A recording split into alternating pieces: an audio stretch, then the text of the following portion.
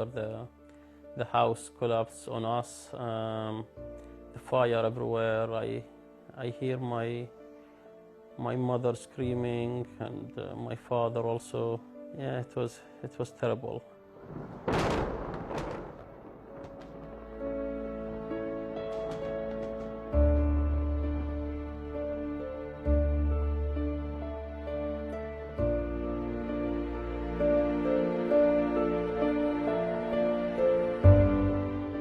So this picture was the first picture when I arrived in hospital.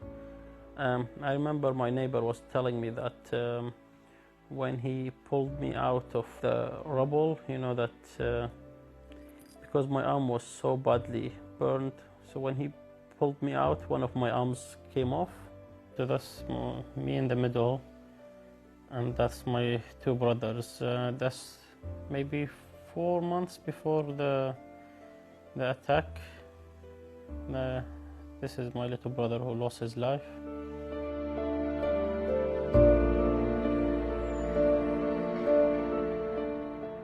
You know, we were just hoping for a better life. We were thinking that getting rid of Saddam, we will have a good future for Iraq. Yeah, but it's never turned to happen. I never know any family that they haven't lost a loved one, you know.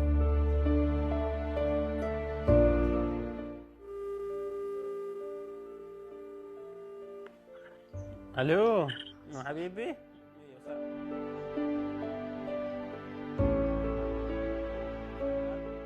Yeah, I have a very good relationship with Yusuf.